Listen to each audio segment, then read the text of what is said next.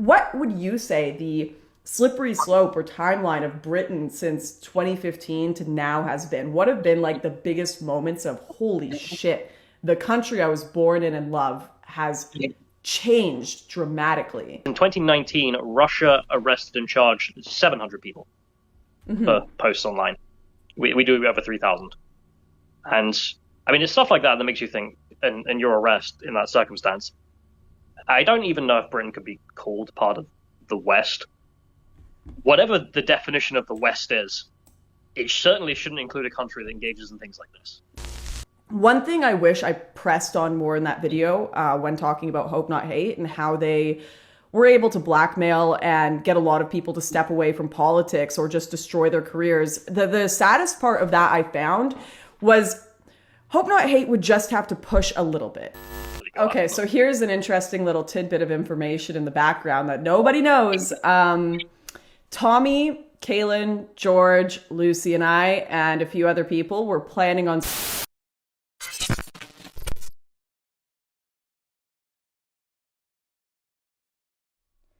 All right, hello. Can everybody hear me? Chat, do let me know if you can hear me. Oh, I've got Callum glitch. Please help. We're live, Callum. All right? Okay. Look handsome. Do your thing. It's not gonna happen, so. Well, what time is it there right now? So it's midnight. I've been up since 6, went to Parliament to make friends, and couldn't get the train back home, so I'm currently in a friend's house, and trying not to make too much noise to wake him up. Love that for you. He's gonna... Love that for you. Were you guys on the sesh, as they say in Britain? Do we? That was like, okay. When I went to London, everyone kept telling me, like, we're on the sesh. Have you never heard that before? It means they're like gone out to get drunk for 4 days. I think I have, but I mean, there's a lot of slang for different kinds of groups in the UK, and that's one that I've heard around where I usually am. But I might be out of touch. So, right. That. Okay. Just so everyone knows, Callum is Secretary of Akkad on Lotus Eaters. You've probably seen him there. He's also got his own channel called Britannica. Is that what it is? Am I getting that right? Other way around, but Britannica Political. All right. Same difference. Politica. It's really just a place name, so don't worry about it. Lauren, have you taken the CZ75 out yet? Oh, I forgot. I have voice to text. Sorry, it just like played in my ear. Have I taken the CZ75 out yet? Of course I have. Of course. I've gone for a cheeky morning shoot at 6 a.m. by myself. It was really nice. But yes, Callum, today we're going to talk a little bit about your review you did of my manifesto, because I thought it was really, really well done. And you were one of the few people who actually highlighted what I felt personally were some of the most significant points in that video. And then we're also going to talk a bit about the state of Britain. I haven't been paying attention too much. All I saw the other day was all this shenanigans going on with Boris Johnson stepping down. It seems to be in a bit of chaos, so we'll definitely be discussing that. Hey Lauren, how's the lice in your hair? I need to shut off voice to text. I don't know how, so this is going to be an interesting stream. But let's start with your review of the manifesto. Basically, your main points on your Britannica political channel was there are two major issues beyond the drama in the manifesto that kind of got overshadowed by people talking about the manifesto. And that was like the overreach of state power. One, with Hope Not Hate, literally blackmailing individuals into coming out with political statements, leaving politics. And then, of course, the Australian government causing me to leave politics. But I'm going to let you lay out your thoughts and anything else you kind of want to say on that or discuss, or questions you have for me, perhaps. Yeah, sure. So on the drama aspects, I mean, I brush over it just because, you know, it's a long video and I don't want to make it as longer as 3 hours to explain the things, then there'd be no point. So I took that aspect out just to make sure we focus on that, the persecution you personally faced and others around you and your staff. And the madness about the whole thing is it all comes and stems from presumably Hope Not Hate, which for people who may not know is just a communist organization. I mean, like the head of research is a member of the Communist Party of Great Britain. I didn't even know that until I watched your video. That's wild. Oh, that's the thing. It's well known amongst political, I suppose you call them activists in the UK. I mean, Helen Dale, we've spoken about it before with her, for example, and she had them come to her door apparently and try and talk to her about naughty opinions she had, and she just went, "No, communists," and just closed the door because who cares what communists think? But that's the way it should work. However, the British state seems to think that their opinions are very valuable and use them as some kind of front for persecuting, well, activists and opinions they don't like because it embarrasses them, and they think they can use a communist front organization to give this veneer of, oh, we're just fighting hate, trust us, bro, which they're obviously not. And this happened with you, obviously, a lot, with the fact that you were banned from the UK. I mean, I remember that at the time. I don't know if we can go just through some of the aspects of the things they've done, but when you got banned from the UK, you were coming with, I think it was Brittany Pettibone and Martin Zellner. I was alone. So I was alone when I came over the border. Brittany and Martin came over the border like a week later or something, or a few days later separately. But yeah, I was arrested under Schedule 7. I don't think they were. But if anyone knows or doesn't know what Schedule 7 is, it's essentially one of the very few things you can be arrested under that makes it so you have no right to remain silent, which is so wild. Like you can't, for the first hour, you're not even allowed to call a lawyer. You have to answer questions or it can and will be held against you. Like it's actually like illegal not to answer questions. It was such a wild experience. Being arrested as a terrorist and being given this little pamphlet that's like, you're a terrorist. And Hope Not Hate were a part of that arrest. They were part of lobbying to get me banned.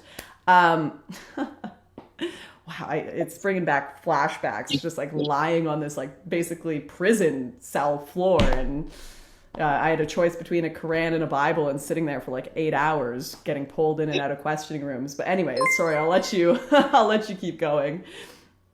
Sorry, but that incident, I mean, that was one that first made me extremely mad because whatever you think of Brittany Pettibone and Martin Zellner and their organization and their opinions and whatnot, they were coming to give a speech at Speaker's Corner.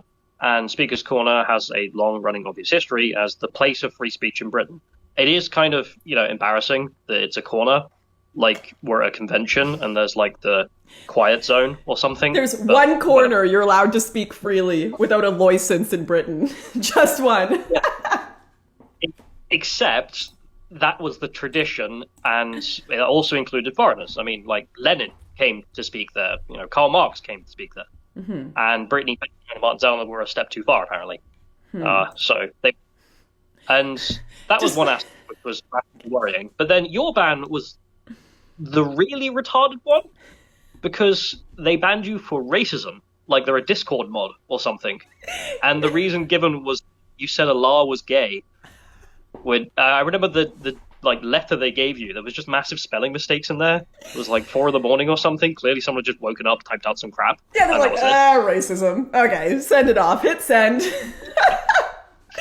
Like that's how cavalier they treat the rights and freedoms of their entire nation. Just full of spelling errors, made up reason. And of course, this incident was something that would have implications for people's rights in this nation that would go on for time immemorial. It's just wild how cavalier they were with that. Also, you just mentioning like Lenin and Stalin being able to speak at Speaker's Corner, but not Brittany and Martin, as if, the ideas of Lenin didn't lead to millions of people being killed. It's just, it's an insane clown world. Now, since that, I kind of had this perception of the world in 2015 when I was getting into it all. Like, things are kind of headed down a bad sphere. Things are getting a bit scary. We should probably stand up to these radical feminists, these radical progressives. Or, in 10, 20, 30 years, things are going to go, it could potentially get really bad. We're going to have mass censorship. We're going to have people being banned from countries.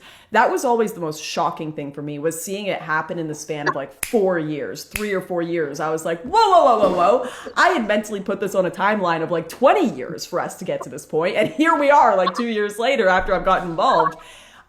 What would you say the slippery slope or timeline of Britain since 2015 to now has been? What have been like the biggest moments of holy shit, the country I was born in and love has changed dramatically?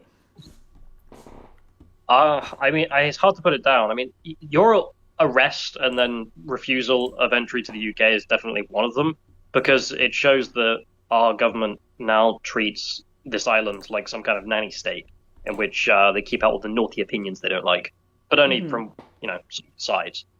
That's definitely one. I mean, the worst one when it comes to me just on a personal basis has got to be the Section 127 of the Communications Act and how that's been used against Count Dankula, most famously, of course.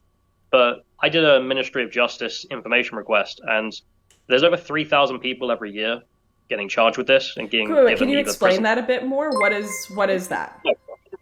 So in Britain, because we're a free country and a part of the West, we have a law that criminalizes being grossly offensive. Now, grossly offensive is not defined.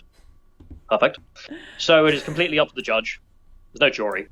So if you get some boomer judge who just thinks what you've said is a bit naughty, then too bad.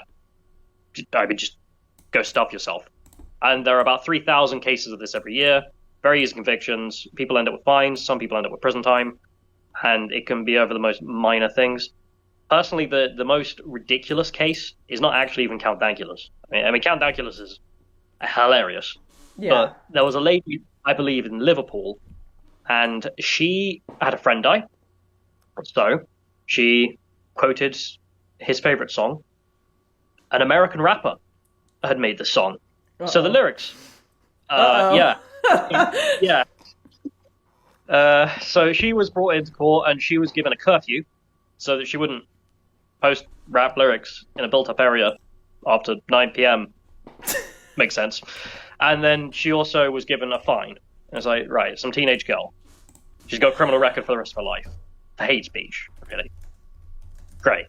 We're doing this to thousands of people every year. For a point of comparison, Konstantin Kisin makes this point in his most recent book. I believe it's in 2019, Russia arrested and charged 700 people for posts online. We do over 3,000. And, I mean, it's stuff like that that makes you think, and your arrest in that circumstance. I don't even know if Britain could be called part of the West. Whatever the definition of the West is, it certainly shouldn't include a country that engages in things like this. Yeah. Have you ever... Okay, sorry, this is making me think of that girl who rapped along with her favorite song. Have you ever seen the video of Trainwrecks TV rapping? No, I haven't, actually. Okay, I'm going to play this for the stream. I don't know if you'll be able to see it. It's like the funniest video ever. Okay, sorry, stream. I'm going to bring this up. This is only what I imagine what this girl looked like. I've changed up, if you haven't noticed, people, I've changed up all of my stream settings. We're trying to professionalize it a little bit, so I'm also getting confused while operating the OBS in the background. But I think I've got it. I think we've got this sorted. All right, let's see. Okay, yeah, I got this. Oh, come on, Lauren. You'll have to watch the stream, but okay. I'm putting this up for you guys.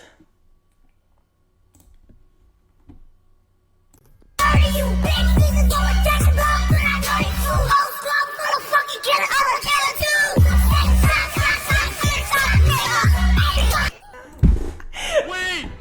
Oh. If you didn't see this guy's face at the end when he realized... Okay, you can't see it, but anyways, he raps along with a 6ix9ine song, and he's like, I'm a killer too, and then the N-word comes up, and he just automatically, like, goes with it, and instantly, he's like, like, so shocked he's just said the N-word on stream. Like, my life is over. This is what I imagine this girl looked like when she said it, knowing the British government were about to get her under hate speech laws. But anyways, that's a great classic video. 15 as well, which is another aspect of just how gross this is. I mean, a child. What's wrong? She was 15? 14 or 15. I can't remember which one. It was one of those, I believe. I think she also had autism, which, yeah. But wait, what year was this? I need to find this story. What year was this? Britain. I'd have to figure it out. I think her name's Chelsea Russell, but I might be wrong on that. But I remember us covering it, and Dankula covered it as well, because it was another example of just like, what the hell is wrong with you? Who gets into policing to arrest 14-year-old girls for posting, rap lyrics? Woman Anyway. guilty of racist snapdog rap lyric. Is this it? Interesting. Okay, I'll look into that. But anyways, okay, so we know the absolute state of Britain is a mess. It has been for a little bit, definitely the last 5-10 years. It seems that things have drastically also gone off a hill lately. What's going on with Boris Johnson? For those of us on the other side of the world who just kind of peripherally get the media about the UK, what happened there? Why is he gone? Sure. I mean, I'm hoping we could talk more about your in run-ins with Hope Not Hate as well. But Boris Johnson stuff. Really okay. Interesting. He came to power. People like me went out and campaigned for him, literally knocking on doors in Reading. It was good fun to meet people.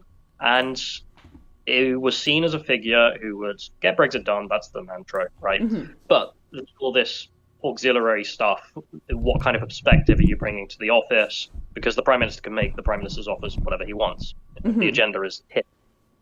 And then COVID happened, and all of his good advisors seemed to go.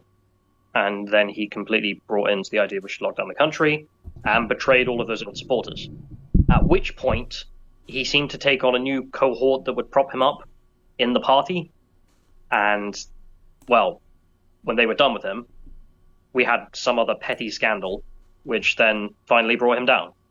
I mean, it is kind of embarrassing how small it is, because, sure, he broke lockdown rules, and the easiest thing to do would be turn around and go, actually, yeah, the lockdowns are wrong. We're never going to do that again. My old base, I stand with you. Now I'll say something based for the next 3 weeks until everyone forgets what I did.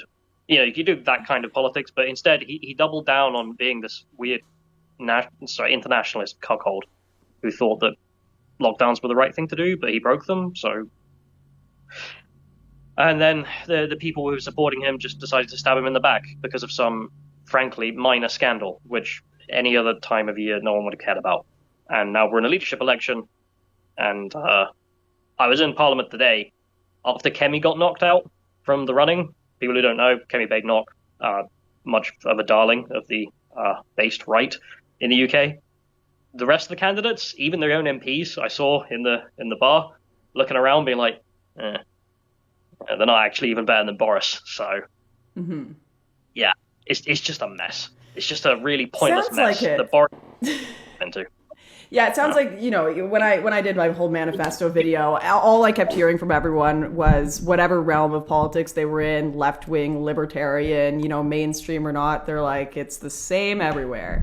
It's the same everywhere. Just backstabbing, dirty behavior, blowing up scandals. It's a mess. But like you said, you wanted to talk about the Hope Not Hate stuff a little more, which I think is good. One thing I wish I pressed on more in that video when talking about Hope Not Hate and how they were able to blackmail and get a lot of people to step away from politics or just destroy their careers. The saddest part of that I found was Hope Not Hate would just have to push a little bit, just a little bit. They didn't have to do much because they could rely so much on internal paranoia about them. Obviously Hope Not Hate have sent people to kind of spy on right-wingers. They've sent people to gather information, secretly record. There's been various documentaries where you'll see an individual from ITV or whatever has worn a fake camera and gone to the pub with a bunch of right-wingers to try to catch them saying offensive things. So there is some legitimacy to having paranoia about left-wing organizations or journalists infiltrating your political movement. But it became so... almost just by doing that once or twice, the greater victory that these left-wing organizations had was not whatever recording they got. It wasn't whatever photo or information. It was the ability to make the conservative movement, right-wingers, turn on each other and be constantly skeptical and get this Stalin complex of everyone in the movement is a secret spy. I saw it so often. And all Hope Not Hate had to do was play on that. Like basically sit back and watch everyone tear each other apart, destroy each other's careers, fired like the most talented people from their jobs. Lucy Brown, obviously, she got accused of being a left-wing spy all the time. And all they had to do was sit back and like watch as we ate each other using the fear that they had put in us. So it is what the stuff that they've done is completely and utterly unethical. But there is a lot of within the conservative movement, people have trouble tempering their paranoia of who is a grifter, who isn't a grifter, who is a spy, who is a left-wing snake, who is hope not hate. And I think that people probably, oh yeah, go ahead. Yeah, could be you. How do I know? People probably need to be more serious about getting evidence for claims, like way more serious about getting evidence for these claims. But what are your thoughts on that? I don't know if people are still experiencing this within the British right. Obviously, since my ban, I haven't been too involved in that movement. Actually, just as a side note, when you were banned, I did write a petition from the parliamentary petition page to try and get you back. Aww. And I worded it specifically to respect your pronouns as a trans man. The parliamentary petition committee wouldn't accept it on that basis. Like, I had like a back and forth with them over like 3 months, just like, look, you're not being very respectful. But anyway, a whole other joke about that. That maybe, you were just too early for the pronoun respect. If you had done it 3 years later, they would have been like, absolutely. Of course. Anyway, but on the paranoia aspects, I don't know how much of that is around in these circles, because one of those things is sort of, they're only really going to come to you and secretly record and try and catch you out if you've really got something to hide. In that sense, like, you'd be paranoid. Otherwise, if you have nothing to hide, to be paranoid about, you can come up and record my conversation. I don't give a shit. Like, it's all online anyway. But so I haven't seen any of that, certainly since you left. Well, got banned for racism. Sorry, it's so funny. But in regards to their power, I mean, that's really where the extremities of this come in. Okay, there's some random communist group. They want to infiltrate the right, get recordings, and write their State of Hate, which, for people who don't know, is a booklet they issue every year, which is just full of names of people they don't like. And it's like, okay, cringe, but whatever. It's literally just a hate list. See if I can bring of people this up. Yeah, get the newest one. It's 2022, the I believe. State of Hate. Yeah, it's literally just, I don't like these people, and then list them. It's like, okay, who cares? But it's the fact that they're then able to turn that into a weapon of ideological suppression. I mean, you getting banned is one thing. Extending that to Australia and apparently the United States, I believe you mentioned as well, you got banned from. Yeah. That's, one vector in which they can attack a foreign journalist like you. However, what they did to George and Callum, as evidence with your conversation you recorded, that they were just blackmailing them, and they were blackmailing them with their medical records included, which you can't have in the UK. The government has those. Mm-hmm. That's it. So, they're not a lobbying group, they work for the state, and they were blackmailing journalists because they disagree with their political opinion, and being assisted. So, and let me make this clear. Like, I am someone that I'm super against, like, secretly recording people and, leaking recordings without people knowing and all of that. Caitlin and George, that was probably one of the very few conversations that I've secretly recorded in my entire life. And I have no problem publishing it for the sake of exonerating people rather than taking cuts and pieces to try and ruin their reputations, right? But I do want to make it very clear, like, that conversation was secretly recorded. That was back in 2018. That wasn't some conversation that was like, all right, guys, I'm hitting record now. No, they didn't want this conversation public. They were scared absolutely shitless of going to jail because of governments blackmailing them, pulling them into rooms, telling them you're going to, your life is going to be over. And well, that sounds crazy. I understand that sounds insane, right? The reason I know it's not crazy is because I've experienced it myself many, many times. And I don't talk about it, and I try not to talk about it too much, because this is what happens when you start getting pulled in for these government questioning sessions, when you start getting, discriminated against and interrogated, you get more and more nervous that if you don't play ball with them, they're going to keep making your life miserable. Just to fly to see family members, just to, do basic things in my life. I have to spend like 8 hours sitting in questioning sessions. This has happened to me like dozens of times. I'd say almost 100 times now. I haven't really talked about this publicly. Maybe I should make a video on it. But when I was flying to Canada last, I don't want to say which country from, I was told that I wouldn't be allowed to see my family if I didn't give them all of my devices, this Five Eyes government, all of my devices and all of my passwords to my devices. Otherwise, I just wasn't going to be allowed to leave and see my family. So I did. And I know for a fact I've got government surveillance on my computers. I know for a fact I've got government surveillance on my phones. I know for a fact they've bugged all my hard drives and everything. And that's just kind of a fact of life I've accepted. And to this day, I have no charges, no criminal record. I have nothing of the sort. They've never been able to jail me, nothing. So I've just kind of had to accept that I have no privacy as a political activist now. At least it's up front. At least it's to my face where they're like, yeah, we're taking your devices. We're downloading your hard drives. Good luck. At least I know, because I'm sure there are a lot of people who don't know. But that's like when Callum and George tell me, yeah, they have all of our information. They have all of our medical records. They're going to send us to jail if we don't stop activism. The reason I believe them is because I've seen it firsthand myself 1,000 times. It sounds like a Tom Clancy novel to people on the outside, I'm sure, but it's not. This stuff happens all the time.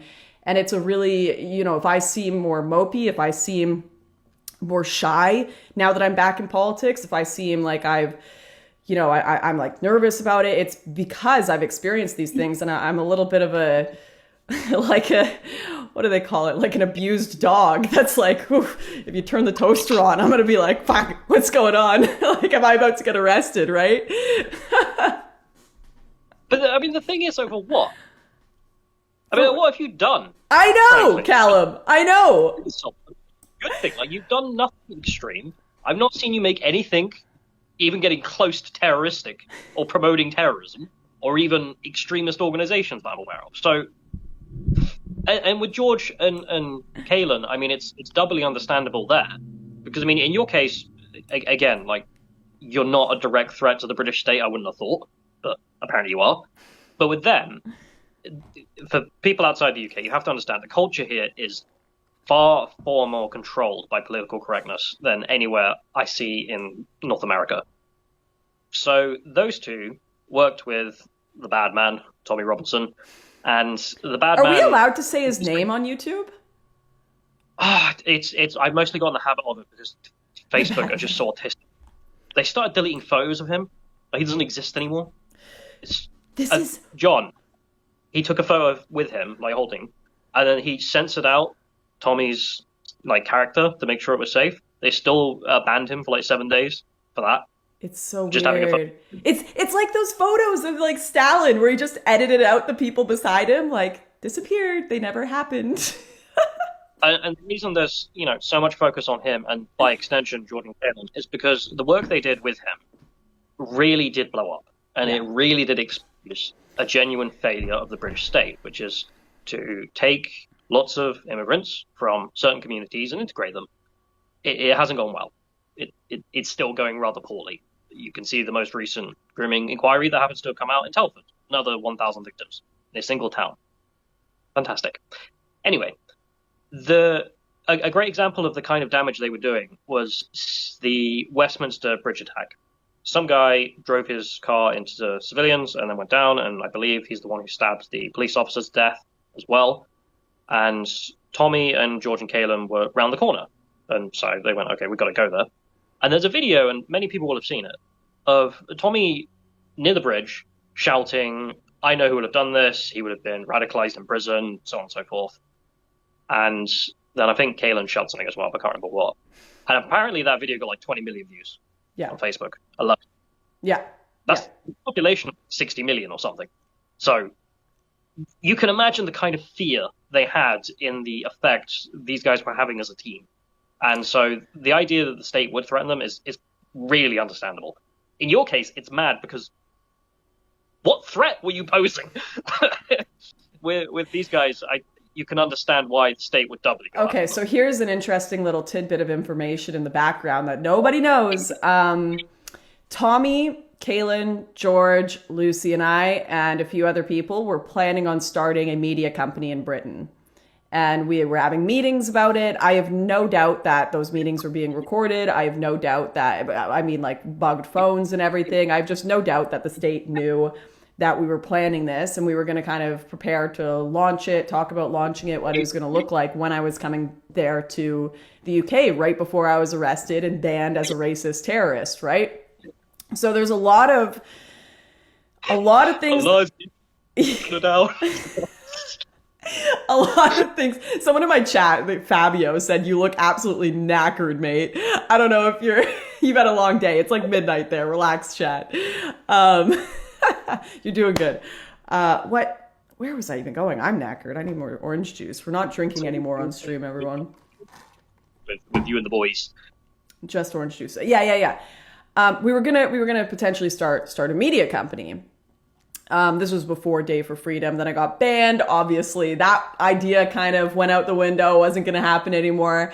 But yeah, Kaylin and George and Lucy too, they did so much work. I still to this day, like I think a lot of people watched my manifesto and they were like, oh, Lauren hates all these people that she talked about. I don't hate any of them. I think they did some of them did really bad things, really unfortunate things. A lot of them hurt me as well, and obviously don't like that. But even for the people that like Milo, Tommy, even for these people, I think they had a lot of talent in them and a lot of ability to put good into the world. You know, people aren't all bad. They aren't all good. They're a mix of the two. That doesn't mean you let corruption go, covered up and untalked about, but they're a mix of the two. And I still to this day look at it and I'm like, it's like heartbreaking, heart-wrenching that there had to be all of that background drama, all of this hope not hate interference, all of this that happened that caused, Kaylin and George to no longer be able to work with Tommy and for them to be separated, which obviously was what Hope Not Hate wanted, was obviously what the British state wanted, and was obviously what a bunch of bad actors in the right who genuinely do a lot of good work for the state and for,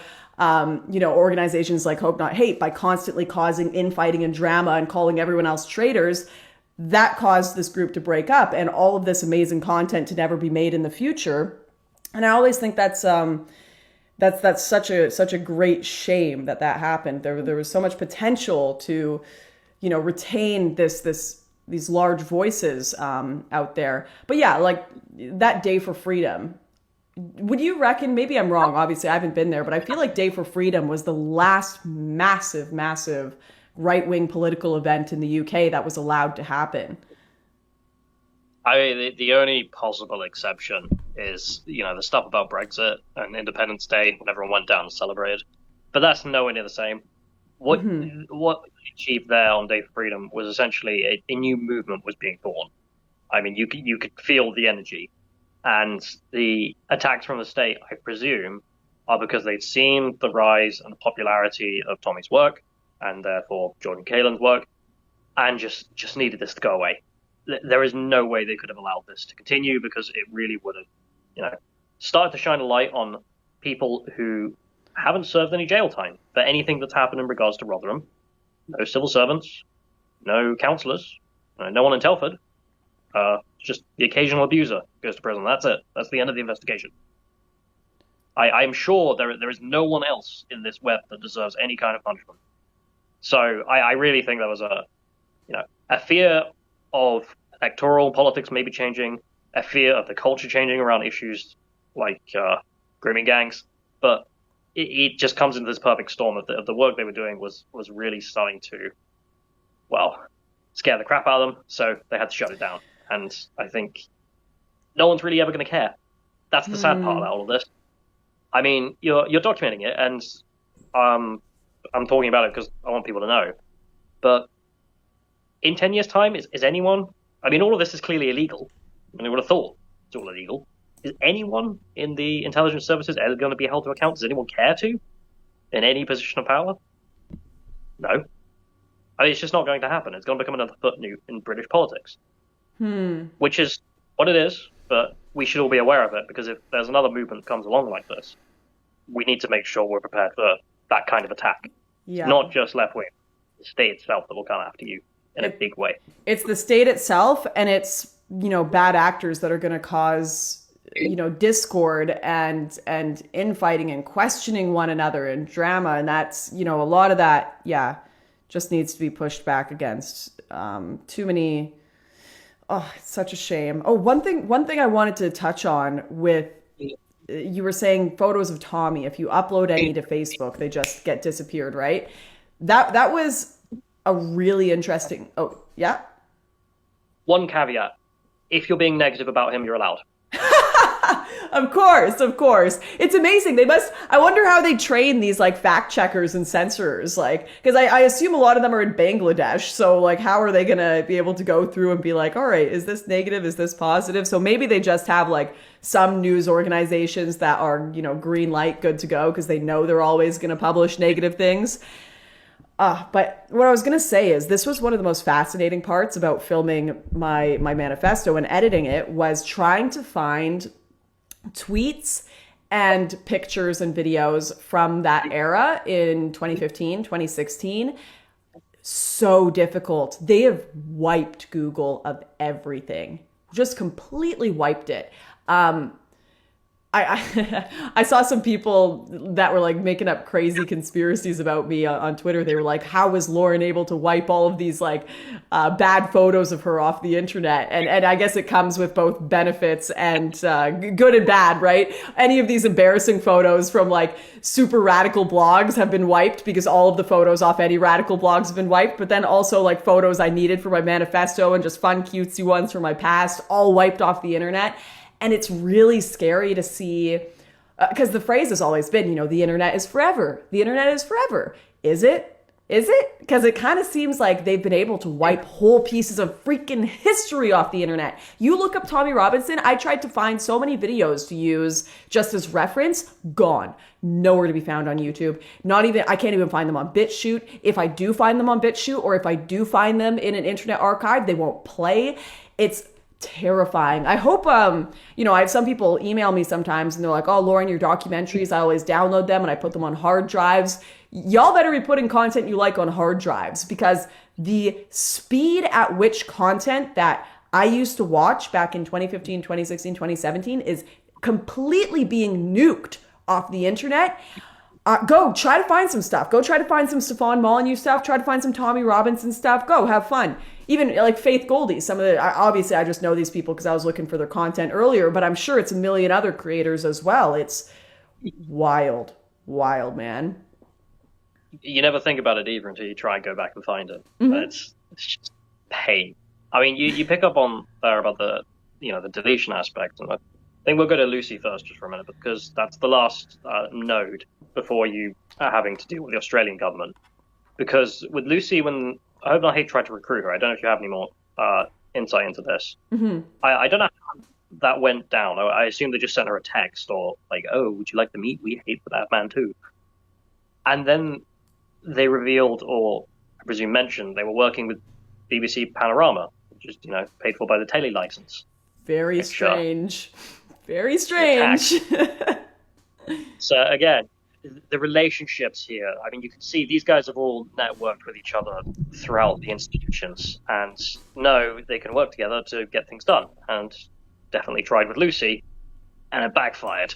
I'm so proud of her. I thought that was so badass. And I saw people in the comments, they were like, holy, like Tommy did that to her and she still was like, you know what? F you, hope not. Hey, I don't care. He can ruin my life, but I hate you guys more, and goes and warns him about it. Literally like movie tier, badass move, right? But like, he ruined my life, you ruined my country. Yeah, exactly. So that whole episode was, again, another mad instance where you would have thought someone would have been held to account, because everything here is so obviously against the BBC's charter. Again, something illegal must be going on at this point. And the only casualty of that was first Tom Sweeney, who I'm sure peacefully left his position, and then went on to just talk about Ukraine. That's all I see him up to these days. Mm-hmm. And then Tommy Robinson and all of his content was just disappeared. Mm-hmm. It just was banned from Facebook, banned from Instagram. His YouTube channel is still there. Good luck finding it. Like, unless you have the literal URL for it, you're buggered. Yeah. You're not going to go and find videos. Yeah. I mean, it's ridiculous. I mean, he made a short clip video just about his trip to Russia, and it's just like a vlog. It's so just normal things. Like, Casey Neistat, a video. Like, there's nothing controversial in it at all. Immediately just censored. You just need the direct link to find it now. You can't find it anywhere else. I was like, okay. And the reason given for this by Facebook was, as I mentioned, they said that he had made a post calling for the beheading of Muslims. It's not there. Can't find it Never anywhere. existed. Yep. They just make shit up. They just make it up. I was showing a But that's the friend. thing. Oh, sorry. Yeah, go ahead. But like we throw people in jail for saying mean things. If he had posted that, he'd be in jail. They'd love to put him in jail, and they didn't. And then a couple of years later, Facebook Denmark admitted it never happened. He's still banned. Mm-hmm. No one's ever corrected it. That BBC article, there's no correction on it. Still there. They do corrections. It's not on this one. Yeah, Okay. whether it be the media or like people in more, alternative gossip circles, I don't know how to compete with people who have based their careers on just making things up. Like, how do you compete with that? And they do it with impunity. Like, I feel like when I say something, everyone is like, Lauren, fact check.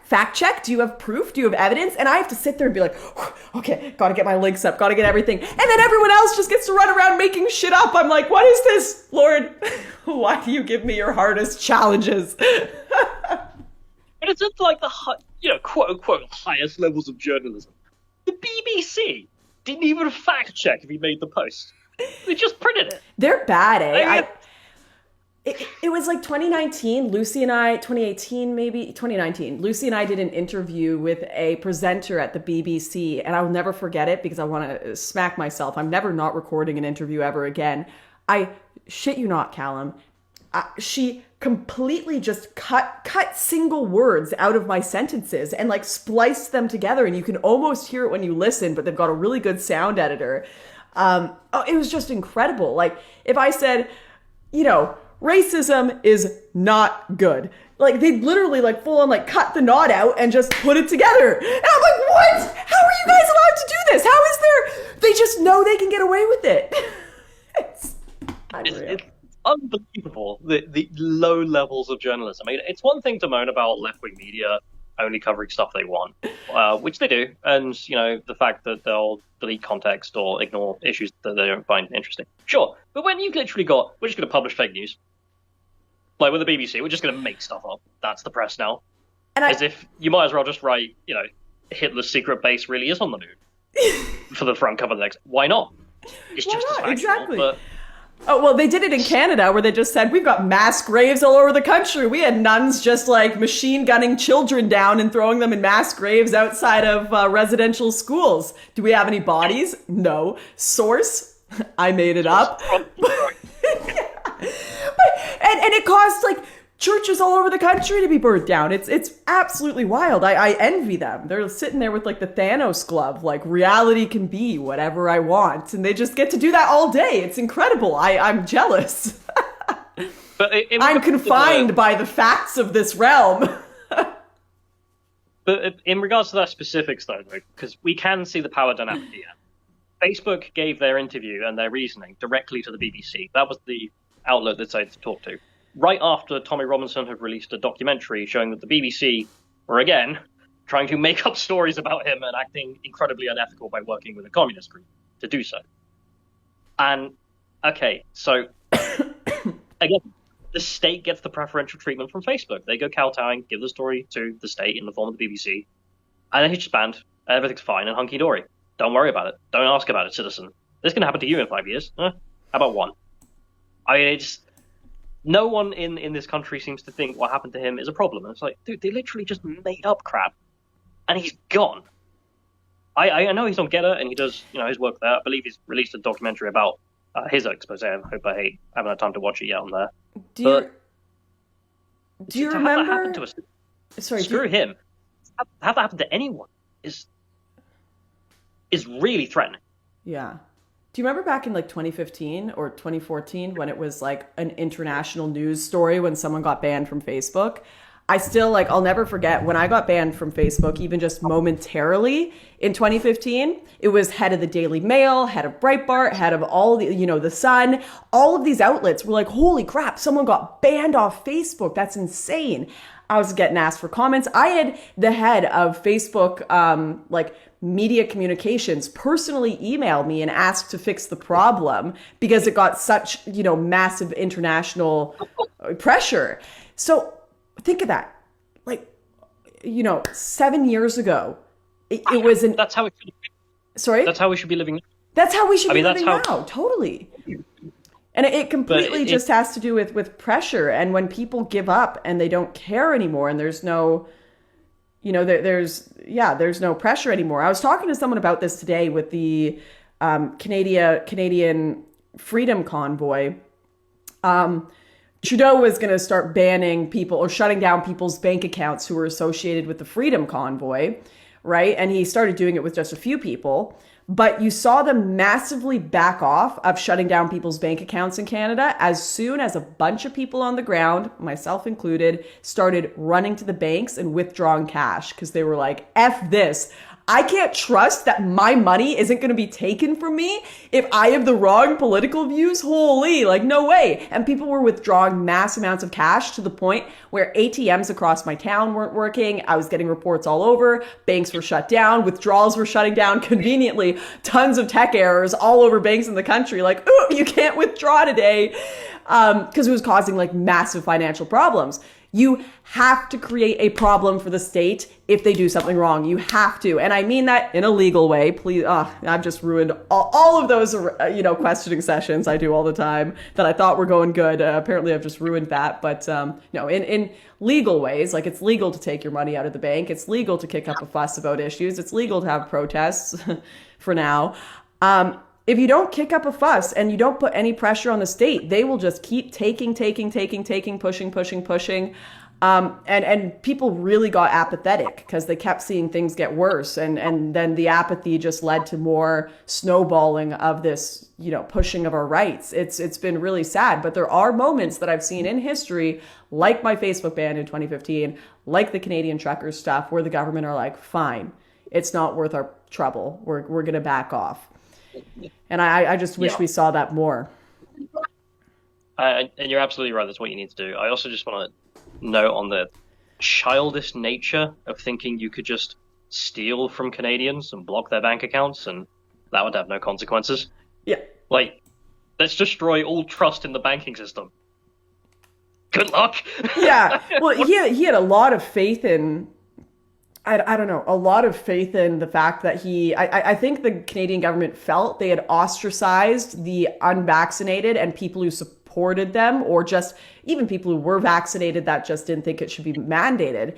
I think they felt they had, through the media, through public, announcements, ostracized them enough that they would be a small enough pool to oppress. And this is, of course, what happens in every oppressive society. It's just those people are the bad ones. They're barely even human. They're trying to kill you all. Don't worry about them. We have free reign to take away all their human rights and do whatever we want to them because they're barely even human, right? They're just anti-vax scum. And I think they felt they had successfully pushed that narrative enough to the point where they could just steal their money. But luckily that wasn't the case. And I think they massively overplayed their hand, overestimated their power.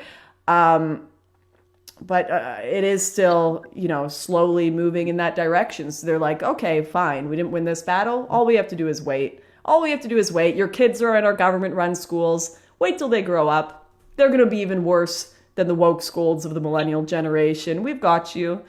And this was the long walk to the institutions that was talked about in Rules for Radicals, Zelensky, right? You just have to wait. Once you've captured the institutions and the minds of the children, it's just going to get worse. I hope you've got a farm to move to, Callum, because that's my plan. Have you watched Clarkson's Farm? Have I watched which? Clarkson's Farm. Is it not? No, I haven't. No. What is it? Who Clarkson is? What? You know who Jeremy Clarkson is? No, are these all British people? I don't know British people. he used to host Top Gear car show. Okay, I do know, yeah. And then he decided he'd just buy I think he owned the farm, but he decided he'd run it and then turn it into a TV show. And honestly, it's the best TV I've ever seen in a long time. Like, in a weird way, it's almost like peak right-wing content, but it's being made by Amazon, which, okay. He's just showing off like how wonderful it is to actually just own some land and make money off it. And I was like, Sounds yeah, I should do that. Lovely. Wow, that would be Anyway. nice if we didn't have massive Chinese investment in Canada destroying property prices. Wow, that would be really cool. Owning property. Ooh, depressing. I have some questions about some of the stuff here in regards to what happened to you and whatnot. Yeah. So, firstly, I didn't know about the media company you guys were setting up. No one did. One thing that, Except the government, probably. well, that's the thing I was going to ask, which is, did you guys go to meetings with your phones not wrapped up in tinfoil? So this was, I didn't notice this until when I was in South Africa, I used to see all of the South African farmers that I'd speak to would keep Nokia phones, and they'd always take the brick battery out the back, like the old classic phones. And I was like, that's interesting. And they're like, yeah, the government listened to us. The government, like anyone that's kind of questioning the current state of the regime, like they're tapped into all of your devices. And if they're doing it in South Africa, they're doing it tenfold and with way more precision in Britain, any Five Eye country. So no, I've never, I already am aware that all of my devices are tracked. I feel like a schizophrenic saying that, like I've got gang stalkers. There's birds in the trees with cameras in their eyes. I feel like a schizophrenic whenever I describe this, but until you've actually been in a room with a bunch of federal agents pulling your devices and attaching them to computers and telling you you're not going to see your family if you don't give them your passwords, you just don't get it. But yeah, everything's tapped, so I'm not surprised if the government knew that we were going to plan that. But that's the thing. At the time, I know Tommy's had that fear. Everything he has on his phone is tapped. I mean, there are certain conversations where he'll put his phone in a bag, out of the room. And did you guys not have any of that when you guys were discussing this? We were still in that era of it was 2017, man. It was 2017. We still thought we were living in a normal society. And this was, sorry? It's like that meme. It just wake up. It's 2017. We're gonna go on a freedom rally. We'll change the world. Have you not seen the meme? That's depressing. No, I haven't. You have to send that to me. I'll put it up on screen. But yeah. Oh man. Wake up. It's 2017. Yeah, we're still winning. Everything's not gonna go down this horrible pipeline of just chaos and COVID oppression. Yeah. Oof, that year, 2016, 2017, it really felt like things were changing, and they really punished us for getting close to that. I think they hit back hard. But no, that year you didn't have any conception that the government would do this kind of stuff, that social media companies were going to mass ban you, that you were going to get arrested for terrorism, for having a Muslim pride parade. Like, that was not even in the peripheral of your mind. Maybe you were like, that's going to be like worst case scenario in 50 years. But no, like the idea that I was going to have to worry about all of my devices being tapped was just wild. Now I look back, and I think that was a theme of my manifesto that people watching pointed out was, holy, Lauren, you were naive. Some people were like, I can't tell if Lauren is just lying here or if she's that stupid. I was that stupid, all right? Well, I don't think you're necessarily stupid. I mean, everyone kind of believes they're in a free country in the West until they figure out they're not. True. I mean, I don't know. I mean, I've said I don't think the UK can really be referred to as part of whatever the West can be defined as. I mean, I don't know how Canada is at this point. Mm-hmm. But I most Americans don't think that they have no rights until all of a sudden they have the same problems we have, which I hope they don't. But I mean, what kind of damage? I mean, it's just another question. What kind of damage do you think you guys could have done if you had successfully slapped a media company and gone from there? I mean, you say damage. I don't know about. I mean, damage to the baddies, sure. No, I think certainly Callum and George starting up a media company that did right-wing content and them running it would have been massive. They've already started Byline Times now, or not started it. They're working for this left-wing, or I know he calls it centrist. It feels centrist to him, but it feels a bit left-wing to me. Byline Times, and it's really gorgeous production value, right? They do reports that get lots of views that are anti-Brexit, and I look at that and I lament for what could have been, a dissident kind of company in its place that would have done really, really well. I think, you just look at the content off the cuff that had no planning, no organization. This is one thing that people don't understand. most media companies, you do 9 to 5, right? You show up at the office, you do your work, you pump out your fake news, and you go home. The way that Tommy, Callum, and George were doing work, it was like, there's been a terror attack in another country. Wake up, out from under the bridge, get that beer can out of your hand, pack your bags. I don't care that we haven't slept in 12 hours. Get in the car. We're driving there right now. And we might get arrested. We might get shot. Doesn't matter. Get the cameras out. It was like true chaos. And you cannot have a normal family, normal life, nothing the way they were working. And those videos were, I can't even imagine how big a media channel would have been using that kind of strategy, like true dedication, like everything, all of yourself into getting these reports, into finding out what's going on. The amount of effort we put into some of this stuff, like I know one of the exposés we did in my film Borderless, we got this, NGO activists with Advocates Abroad saying, yeah, we train migrants. We train migrants to pretend to be Christian so that they can get status in the UK or in Europe. We train them to lie to immigration officials, which is just like wild for an NGO to be doing, right? You're, of course, circumventing processes that are created to find real refugees and support real people struggling. But it took ages to gain that person's trust, to get meetings with them. Like the amount of effort we went into for this stuff was massive. And yeah, I think it's a real shame. But obviously, that sort of like dedicated journalism. The damage it could have done to organizations like Hope Not Hate, the damage it could have done to the government, and they were never going to let it happen. And I think that's evident.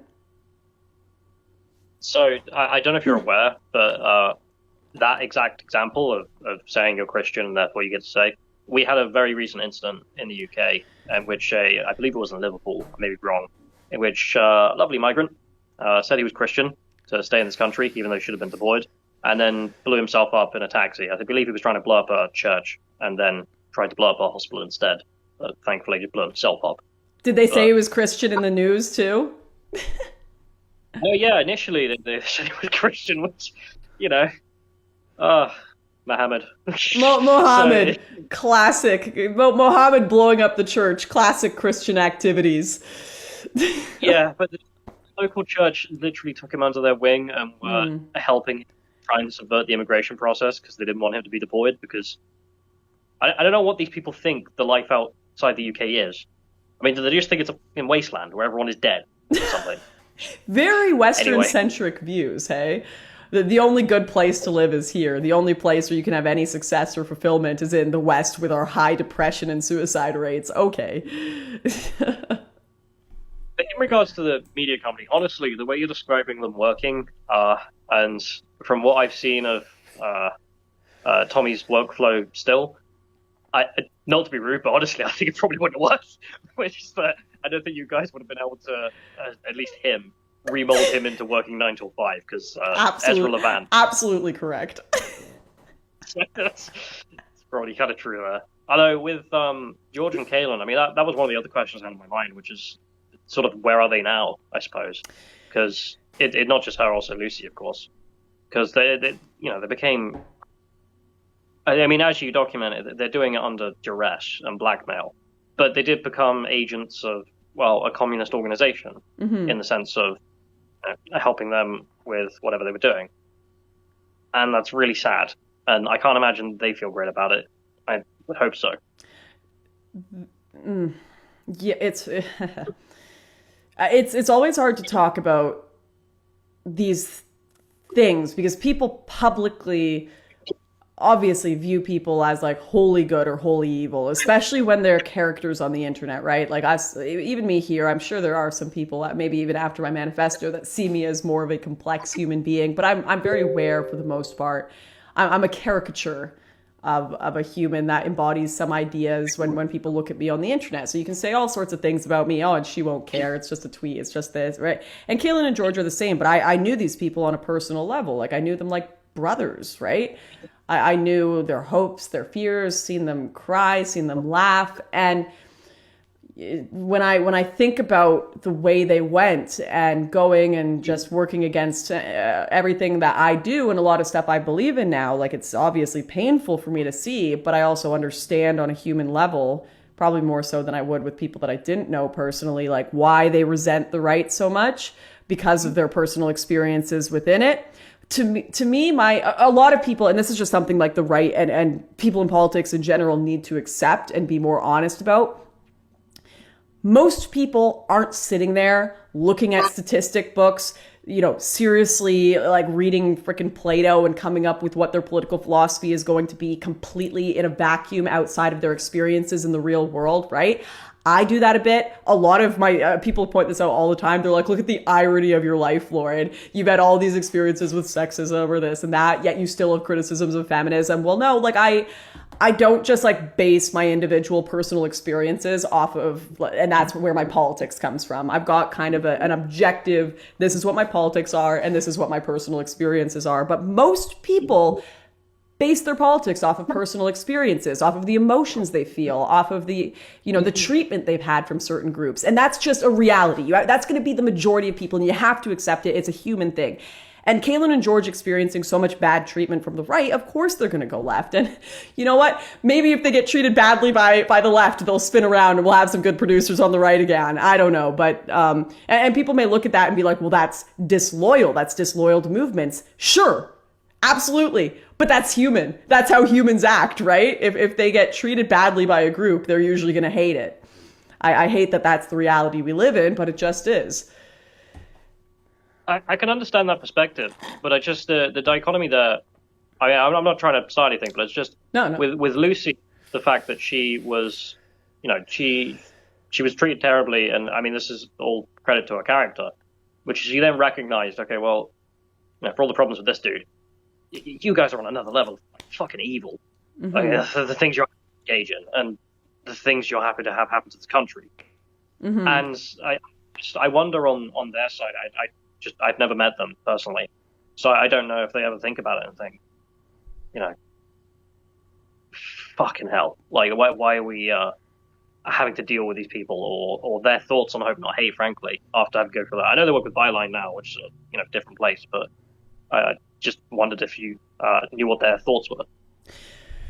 Yeah, I think there is also an aspect that is undeniable where it's like, okay, is X political movement, is that really what I want to sacrifice my whole life for? And I mentioned this a little bit in the video, like it's not easy. It wasn't easy for me to sit on the sidelines for a year and watch people like drag my name through the mud, especially a lot of people that I aligned with politically and I thought agreed with me. And I don't think most people can do that just for the sake of an ideology that has nothing to do with them personally or their own life in a lot of ways. It's more about like the global community sense. And a lot of people will just look at that and be like, is it really worth it? Why I've got one life to live and I'm going to lose my entire ability to have a job, to have friends, to have family, potentially go to jail for this movement that did X, Y, Z to me. It is almost a bit, everyone always uses the Matrix example. Like, are you going to take the red pill? Are you going to take the blue pill? Right? Let's imagine Neo takes the red pill and then Morpheus and, what was the chick's name? Trinity? Let's assume he takes the red pill and then Morpheus and Trinity are just absolute cunts to him. Like, they're just the worst. He's going to be like, you know what?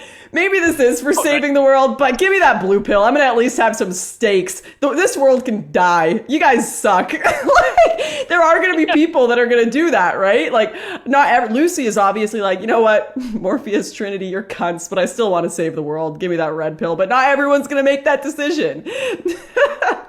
Excuse my language, everyone. Sorry, Mom. That's a great...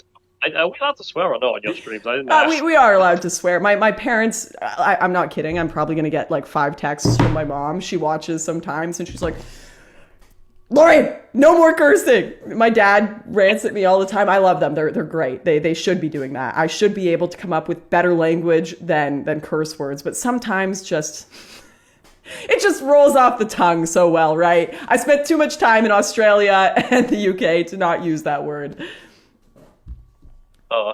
All right, that's brilliant. I suppose that's all that is needed to be said on Hope Not Hate's activities specifically, and the more people are aware of it, the better, frankly. In regards to your bannings from countries, I mean, so you got banned from the UK for racismus, which, again, Discord mod levels of just funny. But with your ban with Australia, and you mentioned one with the United States, I wonder, could you tell me anything about the United States one? If not, that's fine, obviously. Okay. And with the Australian one, was that because of Hope Not Hate, or was that because of Five Eyes nonsense, or what do you reckon? Yeah, so first of all, if people watching don't know what the Five Eyes are, I think most people do. It's like an intelligence agreement between 5 nations. They call it the Five Eyes plus one, but it's like Canada, Australia, UK, America, New Zealand, and those are the Five Eyes. And they say plus one because Israel is usually somewhat involved in this too, a little bit, here and there. So they have information sharing agreements for the most part. The first time, so my passport has a flag on it. Chat, relax. I'm going to pronounce flag. I'm going to pronounce drama. I'm going to pronounce all these things the same way for time immemorial, so you can stop pointing it out. But everyone thinks I say these words weird. I don't think I do. But anyways, my passport has a flag on it. And the first time I got that flag was within the European, what do they call it? Interpol. So I got an Interpol flag, and I'd get pulled in anytime I was in like an Interpol kind of country.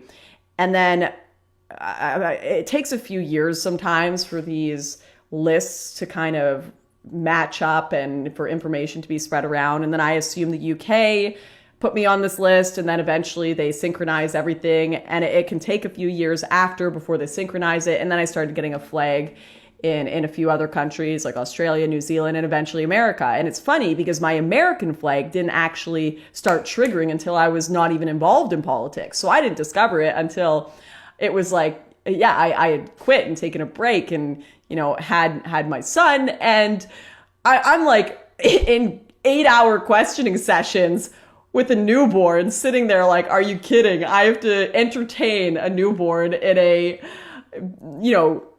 basically cell room. It wasn't a cell room. It was like a normal room, but I'm not allowed to leave. So it might as well be for 8 hours. This is just great. Right.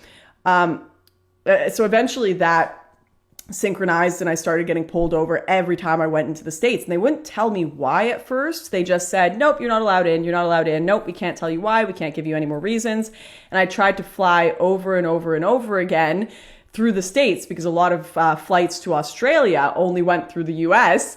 And every time, pulled in, they'd make something up. They'd try to go over the time. It wasn't technically a ban. I wasn't technically banned from the States, but what they were doing was doing like a filibuster. They'd wait every single time until I'd missed my flight. And then they'd be like, oh, too bad. So sad. And this happened to me like 8 or 9 times. And I was like, come on. And then eventually it took like a year or two, but for some reason, you know what happened? I got a letter from the Blaze to go in. And I think they looked at that and they were like, oh, the Blaze is a company with a lot of money. They're a company with a lot of lawyers, and we don't think we can get away with this anymore. If she gets blocked and she has like an official company backing her entry to the country, then we might actually have to face some scrutiny for what we're doing. So this is what I noticed a lot with governments is it's kind of like in police interrogation sessions. They'll try to ask you to do things that you don't have to do, but they'll play on the fact that maybe you don't know. Maybe you don't know that you can ask for a lawyer. Maybe you don't know that you can remain silent. Maybe you think that what they're saying is completely true, that you have to tell them X, Y, Z, and then nothing bad will happen to you if you just confess right now, right? So I think they were kind of playing on the fact that they could just get away with it and there was going to be no scrutiny because I didn't have a public profile at the time. I didn't really have like lawyers or huge backing like media companies. So it was that one Blaze letter that actually got me back in the US, interestingly enough. Okay, then. I mean, it's totally true. Money is power. And if you've got the ability to actually fight them legally, then that's that. Oh. Okay. I mean, I suppose that's really all the questions I had in regards to, the persecution you faced. I don't know. I sent you one, actually, as well. I don't know if you have any advice. I know your usual advice to people is just don't get involved in this because you're going to end up like me and it'll be bad. And that's one thing. But do you have any advice for anyone who is, dead set on it or anything like that? How to avoid that kind of persecution you faced and your staff? Okay, first of all, just never, and this was something that I should have just listened to from friends of mine, never go for a meeting with hope, not hate. Even if you think you're going to get something out of it, like, oh, I'm going to secretly record them, I'm going to get you back. They have way too much funding. They have way too much government support. Anything underhanded you think you can do to them, they are going to do tenfold the underhanded thing to you, right? They don't care if it's your family. They don't care if it's a newborn child. They don't care if it's your puppy. Doesn't matter. They will always win. It's kind of like having an argument with or that, what's that phrase? Like, don't wrestle with pigs. You'll just get muddy and they'll get happy. That's like dealing with any of these organizations. They ask you for a statement. Don't give them one. They're just going to cut it out of context. Interview. Nope, no point unless you're live streaming on your end, right? If you're ever going to go for a meeting with one of these people, just live stream the whole thing. There's absolutely like... You're just an idiot. Hello. If you go and meet with them and don't have like a million contingency plans. So probably just best not to get involved with any of those people at all.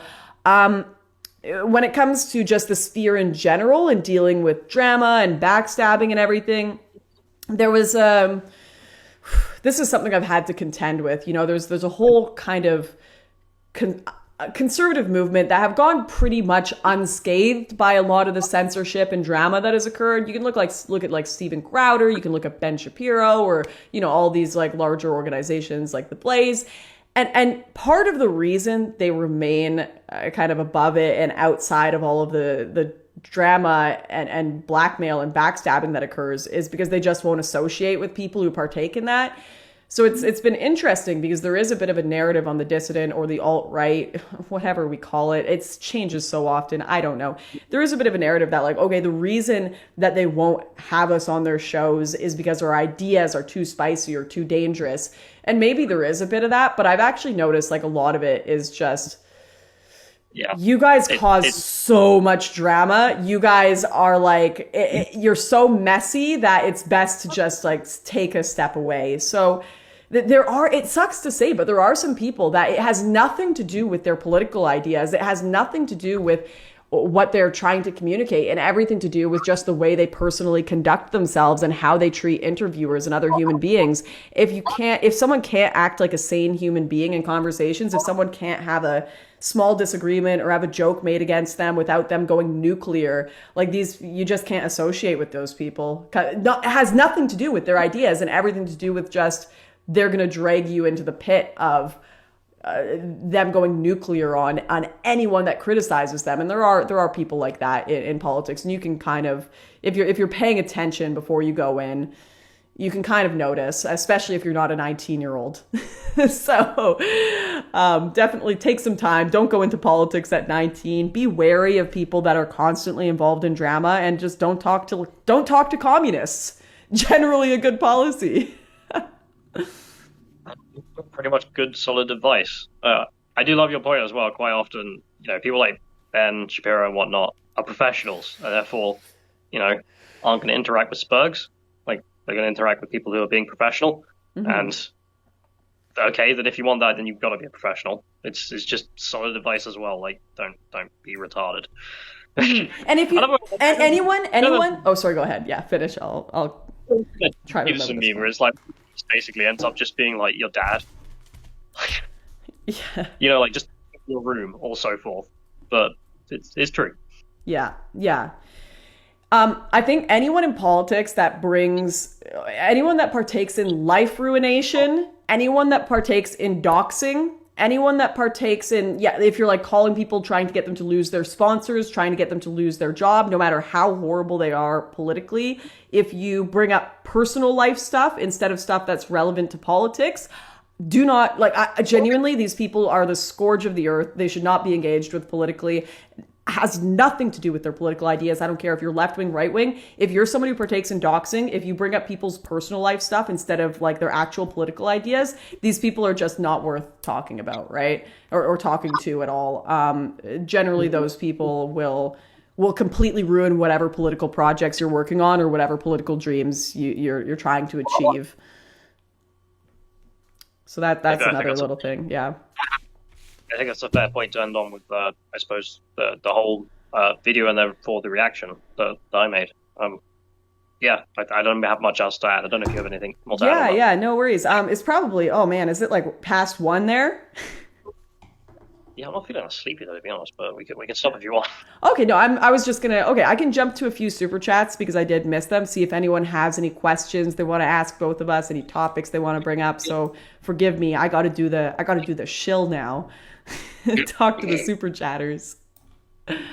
All right, I'll quickly check those of you that I missed at the beginning here. Thank you everyone for watching. We've actually had a solid like 1,200, 1,300 people watching. It's been nice. All right, we've got Super 60. Oh, you asked me about my CZ. Archeon said, oh, we got that one. Sydney Jr. Cooley. Hey, Ma, keep up the great work. Thank you. Jamie Ashwell says, Callum's at Sargon's and he's on the Whitey. I don't know what that means. Are you at Sargon's house? I work at Lotus. He does. That's what he's getting at. I don't know what the hell else the rest of that means. Oh, I think he's saying that you're at his house and you're like drunk or on something. No, it's not his house. So. Okay, Lauren, if given the chance, would you speak at Speaker's Corner again? Yeah, absolutely. I thought that was so cool. Last time I was at Speaker's Corner, I actually saw the lead singer for Seven Nation Army. No, that's the band. That's the song. What's the White Stripes? Is that it? I can't remember. Anyways, I saw a famous singer sitting there in the crowd watching. I thought that was cool that's what he did on a weekend, just quietly listen to all these different debates happening. Lauren is so paranoid. Oh, go ahead. Yeah, and you mentioned earlier about protests being banned. You just jogged my memory. During COVID, they were here. So what people would do, because they wanted to protest, the draconian government overreach, they would meet at Speaker's Corner, just informally, and go for a walk. And they would just go for a walk around London, and then meet back up at Speaker's Corner again. But the police couldn't do anything about it because they were like, well, no one's organizing it. That's fun. See, I love stuff like that. I love when people find these little cheeky workarounds that they can do. I love that. Little tiny moments of joy in this communist hell. It's not a protest, Governor. It's a walk. I always carry my protest signs on walk. Right. Just the energy. Yeah. Lauren is so paranoid. She thinks my toaster's bugged. I'll be checking it after this live stream. Eldon, thank you for the $20. The only terrorism Lauren has committed is laying off the booze for a juice box. That's right. We're being sober now, everyone. We're on the... Okay, well, we got to quit the vape now. We got addicted to alcohol. Now we got addicted to vapes, but we're going to get off the vape too. Lauren, aren't you a homeowner? Mate, I wish. I'm an idiot. Nah says, I've moved out of the Lower Mainland, bought land, and started farming the Okanagan. Love your content, Lauren. The dream. The dream. Good for you. Emil says, I moved out of the big city to a rural town closer to family. Best move you can ever make. Glad to see the chat. Living the dream. Lauren says something profound, then rocks a juice box. Hilarious. Yeah, well, you know what? My comments would be less profound if it were not a juice box. So there's that. Isaac says, it's loading. This is for farmlands. Such a gutsy thing you did making that. Thank you, Isaac. I really appreciate that. I do. I love making that documentary. It's one of my proudest moments in politics, for sure. All right. What's next for Lotus Eaters? How long have you been working there, by the way? You guys do good work. I like it. Yeah, so I kind of got, I'm going to say radicalized, but I was radicalized into how bad things were, understanding by a lot of things. One of them was mainly Count Dankula's situation, and then I helped with a campaign to write to MPs to try and get some, buzz about maybe getting rid of the law. Met Cole there, and then when he joined UKIP, met him again, and then we were at a meeting, and I kept bugging him about the fact that he doesn't have a PA, and he just turned around when he was drunk and went, "Why don't you do it then?" And I went, "All right." So then that's how we met, and then we've been doing that for I don't know how many years now. Must be 3 or 4. Can't remember off the top of my head. And so I just helped him out with stuff over the years, and then eventually, when we founded Lotus Eaters, we did that together. And he told me I was on the podcast, and I was like, okay. Like, didn't ask, but right. So then, ever since, that's what I've been doing. We're looking to expand, and apart from that, I don't know what more I can say in that regard. But I love that. No, I think the best people I meet in politics are always people who like tripped and stumbled into it and just ended up there by doing genuine stuff behind the scenes, right? I like that. That was like my background in politics too. Everyone makes fun of me for only getting 500 votes when I ran for the Libertarian Party when I was like 18 years old. But I didn't, I was just doing volunteering for the party behind the scenes. They needed someone in my city to fill that spot because there aren't many libertarians. So I was like, oh, okay, yeah, I guess I can help that way. And then from there, it was kind of tripping and stumbling into doing politics full time. I like that. It's a lot better than, people who go in with like this deliberate, okay, I am going to be a face for the movement. This is my like little plan to get here, to hit this mark. No, I think it's really cool that you kind of just stumbled into it honestly. And what a fun way to get a job, eh? Why don't you do it? Why don't you do it? Carl was nice when I met him too. A lot of people always ask about my manifesto. There were a ton of comments on it saying, what about the good people, Lord? What about the good people? It can't have been all bad. No, I met a lot of really nice, reasonable people that, always treated me okay. Carl was definitely one of them. So I'm really proud of you guys and what you've made. I just the way you were describing someone who was like, yeah, I'm going to make a career out of this. I mean, immediately it's just red flag. Like, don't want to work with that person. But yeah, I mean, it's all been going well. One thing I did want to touch on though was I had a plan for how to maybe reform UK politics, and I was going to talk to you about it in regards to North American politics as well. Yeah. Because I understand the Indians have the same problem we do, and maybe this is a dumb idea, but I wanted to know what your thoughts were. All right, let's hear it. I'll tell you if it's stupid. I'll be honest. So the Republicans, as I see them, seem to have a great relationship with the various right-wing activists and content creators of that sort in the United States. Like, they're happy to talk to them. They're happy to go on the Daily Wire, obviously, and maybe talk to Dave Rubin or who else, and blah, blah, blah, blah. And therefore, there's a huge cross-pollination of what the activists want, what the base want. The politicians can easily know because they can go talk to them. And, the activists and so forth can get good stories. It's good for them. Good for the politicians because they can get good stories out that they think is worth talking about. Sometimes it might not be, but that's politics for you. However, in the UK, and I imagine in Canada, our right-wing party is kind of crap in that regard. Like, just is not right-wing in the slightest, many a time. And therefore, they're cut down into the fact that they don't engage with anyone in this circle. Like, there's essentially a huge network in the UK of people who, I mean, if you combine all their followings, I mean, it must be like 1 million, 2 million, something like that. They all know each other, are all making content about how we need to reform this country, and are all singing from the same hymn sheet about the kind of reforms they want to see, the kind of party they'd like to see running the country. And they don't have any, or just very small, interaction with the actual MPs. And that really needs to change. Because the Americans seem to have that down, and it seems to serve them well. Whereas, we in the UK, and I imagine Canada too with your guys, we don't. What do you think?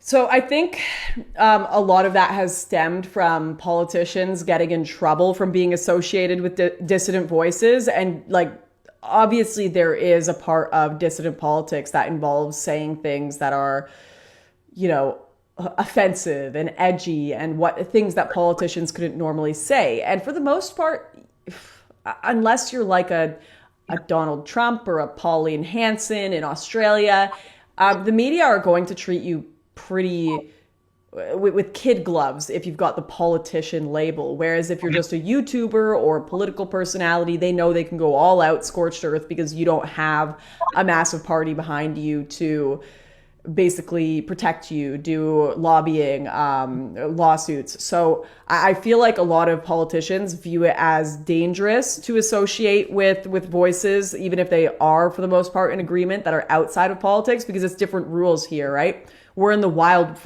not so much anymore, but certainly in before the internet got so censorious, we're in the Wild West. We can say anything we want. We're not going to be whipped into position by our party.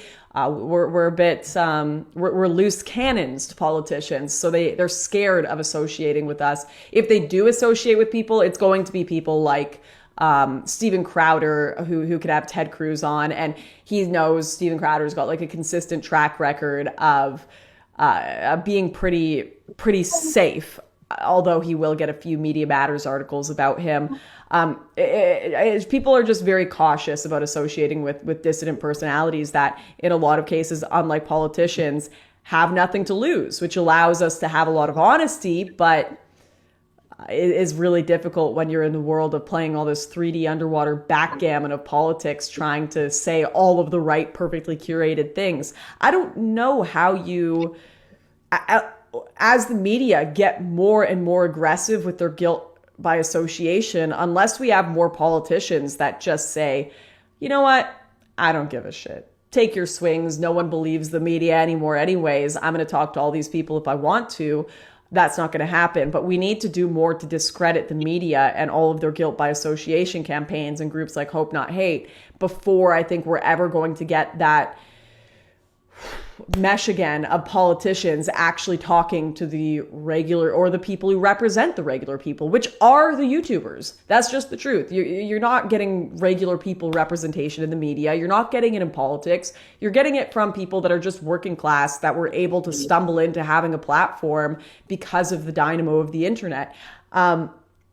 That's another interesting thing that I keep thinking about and observing is politics is so classist. Oh, maybe I'm a communist for saying that, whatever. But you do have to be upper class. You do have to have a lot of money to get into it. You have to have a lot of money to get into it and for your reputation to survive, because you have to be able to pay for. Everyone always says, well, Lauren, this person lied about you. That person lied about you. If their lies were false, then you would have sued them. No, it's $100,000 for a down payment just to start even initially beginning the process of suing someone for defamation. No YouTuber is able to do that. It's just impossible. And any YouTuber who has tried knows this. Or you have to get like massive crowdfunding campaigns to pay for the whole legal process. So the class divide is really prominent in politics, and wealthier people who are able to protect their reputations and are in positions of power, it's dangerous for them to associate with people who don't have that protection, who don't have that money and backing to protect their reputation, because then they're connected with someone who can just be relentlessly slandered by the media, and they'll use that person they can relentlessly slander to attack said politician.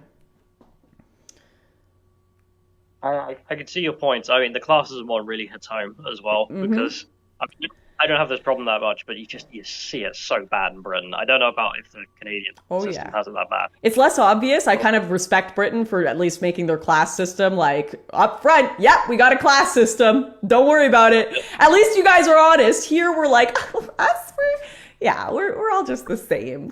No. It's all nepotism. It's all classism. It's all. But what was I going to say? Oh, it's completely escaped me now.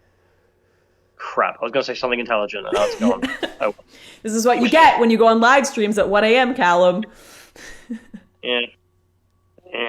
Probably good advice there as well. Okay, well, I mean, a thing in my mind, I don't know Canadian politics that well. I've tried not to speak about it when we can, unless, something huge is going on and it's obviously fair right. enough. But just pretend Canada doesn't exist. We understand. but someone like you, because of your, let's say, run-ins with, Tommy, or because of your problems with visas and so. Oh, I lost you for a second. Can you guys hear him? I can't hear Callum. He offended Canada, and my internet just decided, no, he doesn't get to talk anymore. Did you mute yourself? We lost you. Oh, that's... Day of the Rake is here. Oh, wait, no, the Day of the Rake is an anti-Canadian thing. What am I saying? Oh, here we go. Is that better? He has returned. Oh, okay. Yeah, we're all good. You're back.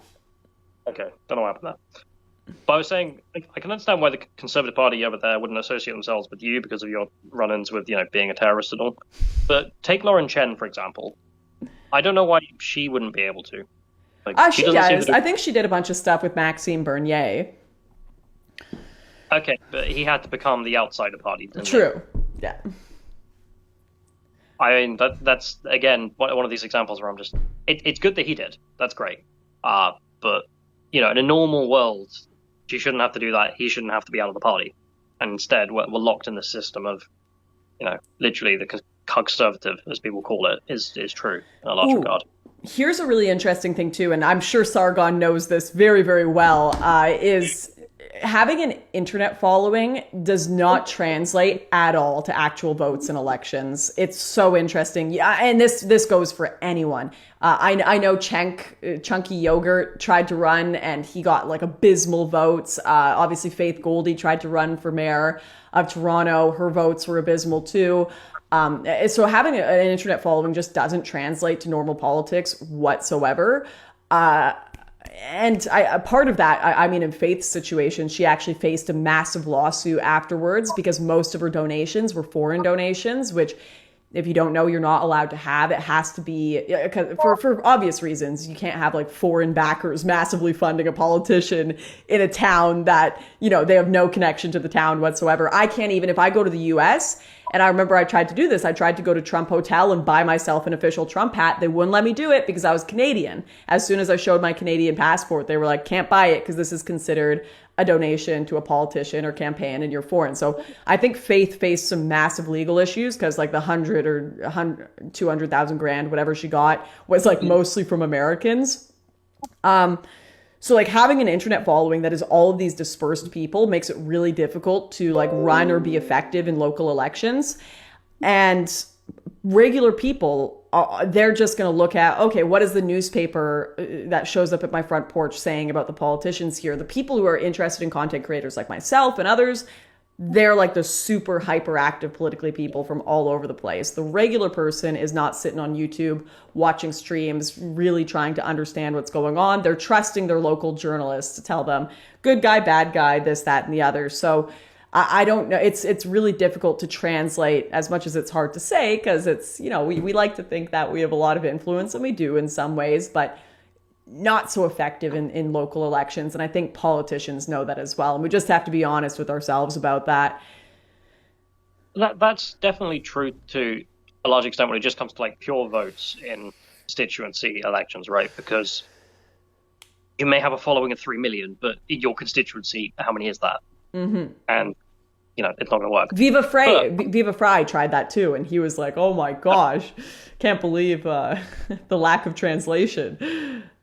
But the thing on my mind is the power of YouTubers, etc., who have those huge followings is not in running an election. It's instead, presumably, and where I think they could use their power most effectively, is an activist. I mean, when we ran our campaign, that was actually one of the major benefits of Carl's reach, is we were able to get a large amount of activists who were interested in helping us or doing this, that, and the other.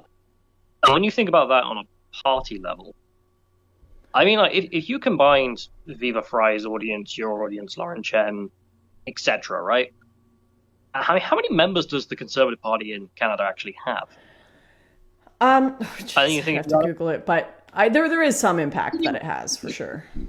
But if like 20% of the combined audience of we'll keep using dissident right just as a term, actually just brought membership, don't have to do anything.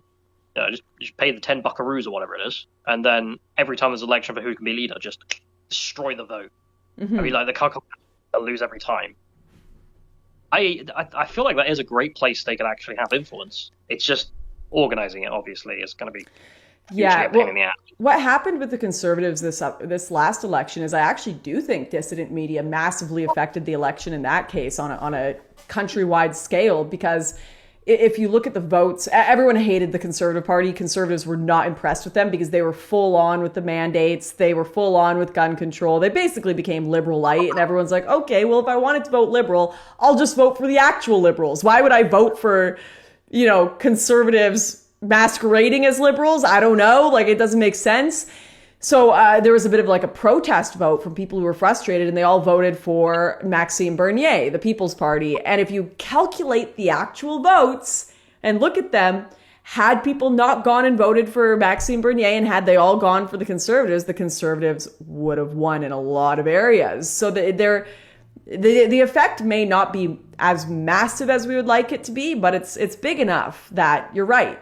These mainstream Conservatives should seriously be taking that into account and seriously be working with figures. But I think they've cucked so much that their cucking is more important than actually winning elections these days, sadly. Maybe.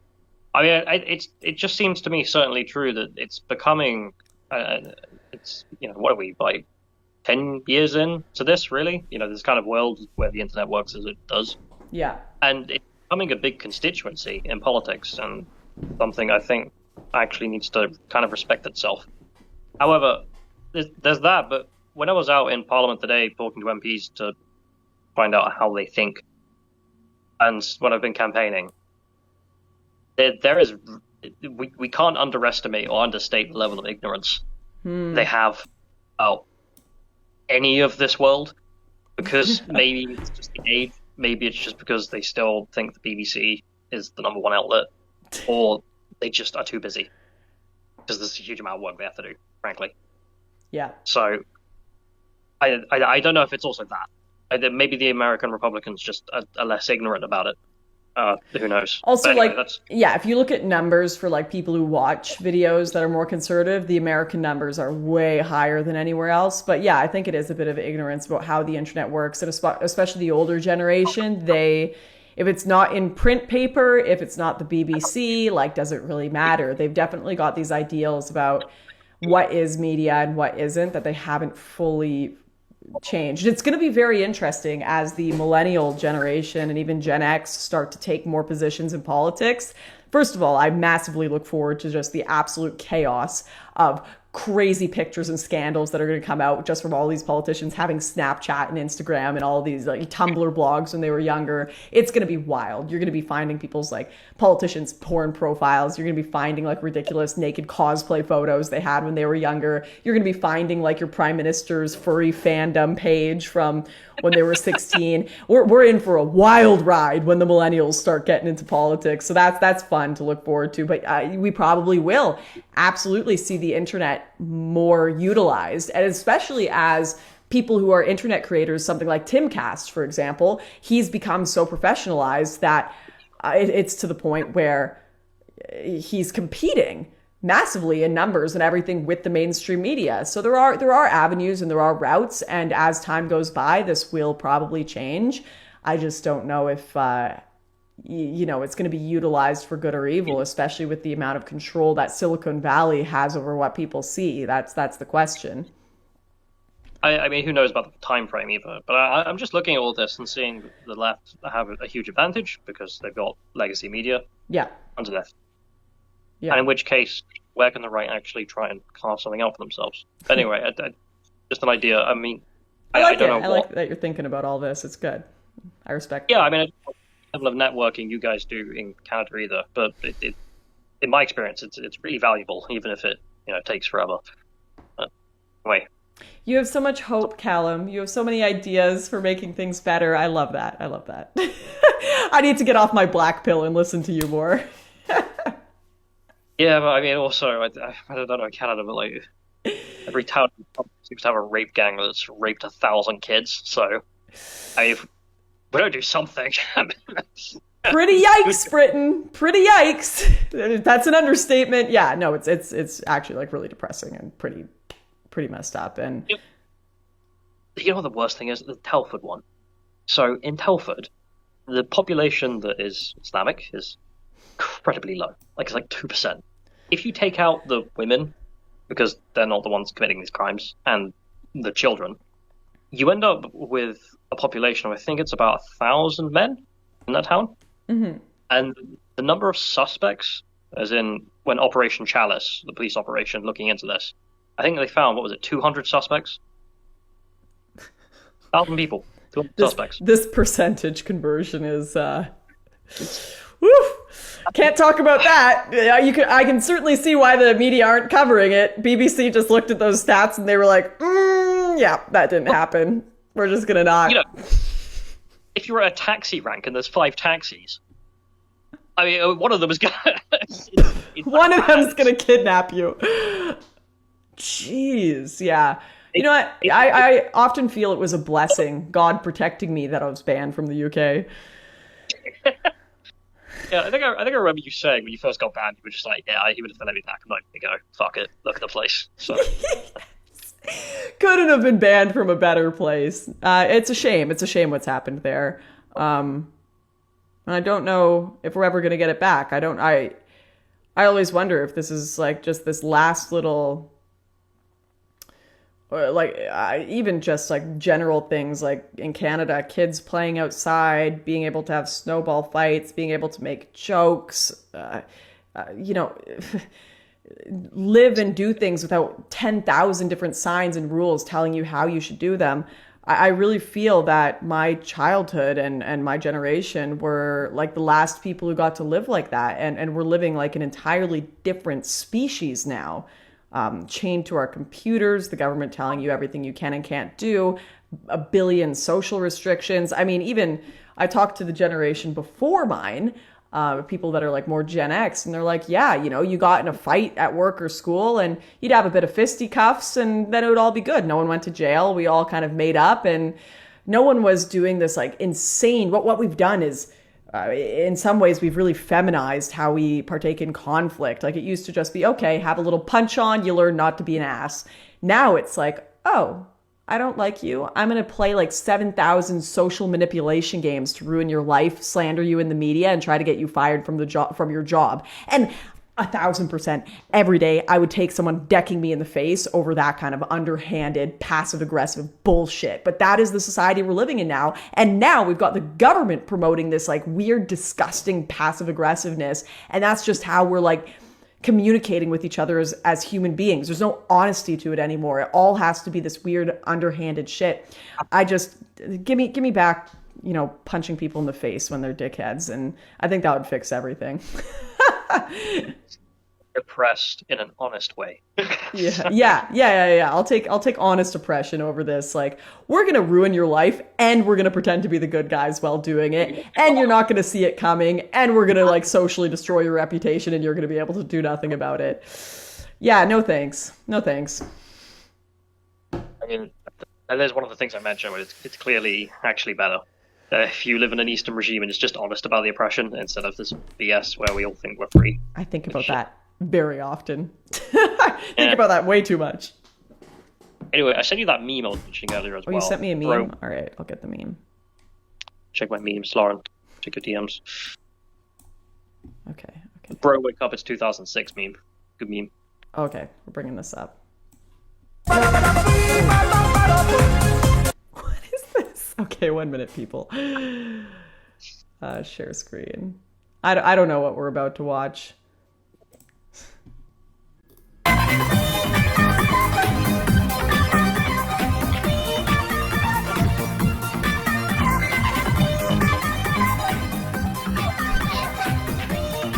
It says 2006. What am I watching, Callum?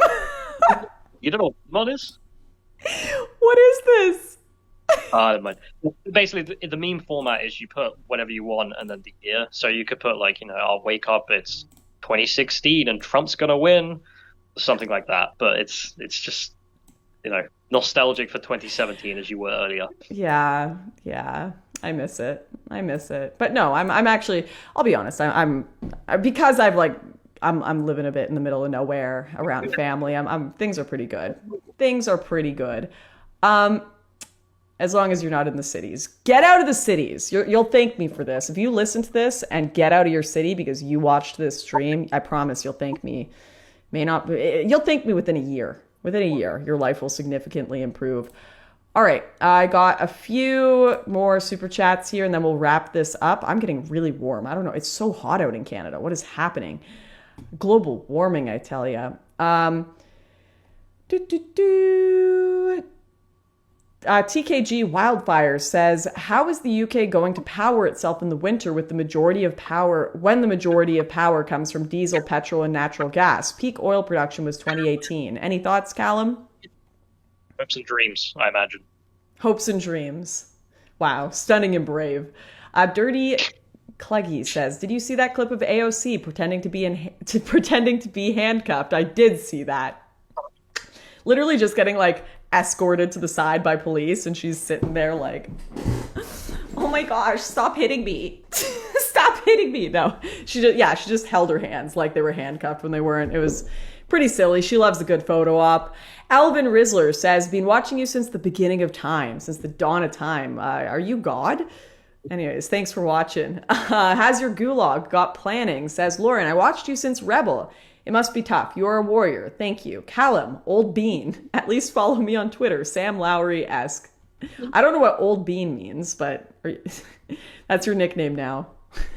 OMG Puppies says, Lauren, I loved your whole truth video. The good guys and bad guys line up with my own impression just as a consumer of that content. Best wishes to you and your family. Thank you. Archeon says, Sargon's secretary. Sorry, I don't remember the name. Is Sargon afraid of certain things now that he's a dad? I don't know what that means, but... I mean, we're all concerned about the drag queen storytime stripper shows, if that's what you're getting at. I don't know what else to say in response to that. That's all right.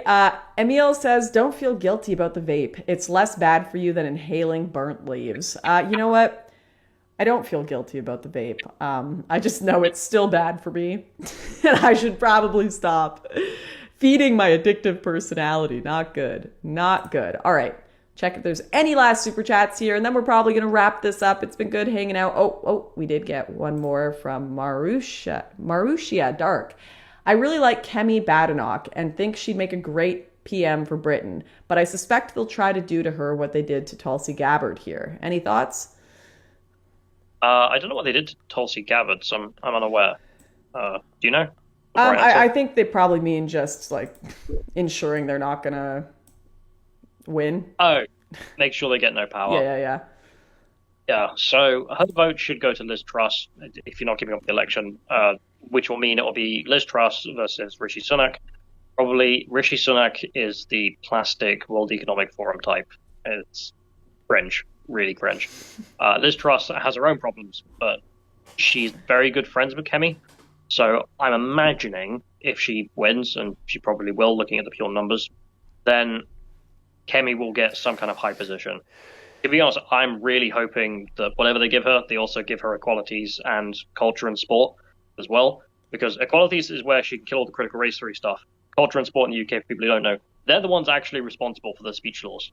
Like Section 127, that's their wheelhouse. They're the ones that do that tomorrow. And all it takes is one good secretary for that department, and we'll get our N-word passes back in the UK, and it'll be a beautiful day.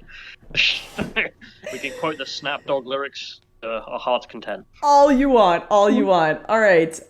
Slice of Pie says, have you done the Understand Myself test? I have not. Maybe I'll do that on stream on Thursday. We're going to be talking to actual Justice Warrior next. TKG Wildfire says, you've heard that the Great Wall of China can be seen from space. Try the mega city of Britain in 50 years. Yeah, if it still exists. Okay, let's wrap this up. Callum, where can people find you? I know you've got your own YouTube channel. I know you're doing stuff with Lotus Eaters. Where can people go follow you, check you out, like your vids? I mean, I got Twitter, Akkad Secretary, Getter, Callum. The main channel, obviously, main job being Lotus Eaters. And then my hobby channel, in which I like making videos, like The Response, is on Britannica Politica. So just type in Britannica Politica and you'll find it.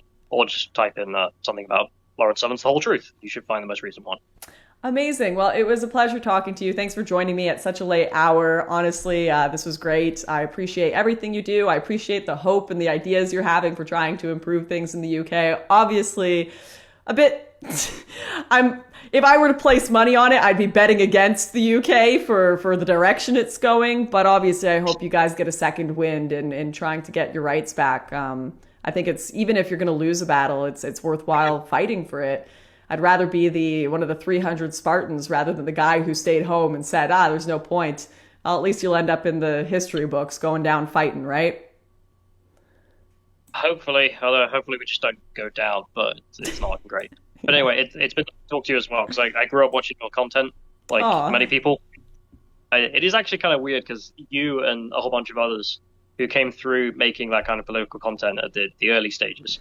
I mean, it definitely was some kind of golden era, and it's definitely sad that that's dead. Yeah. I started watching Sargon right before I got into politics. So it's like a weird, he was one of the very few at the very, very start. So I started watching Sargon, and then I just kind of, got thrown into the cultural dynamo myself. But that's funny. There were very few people doing that at that time.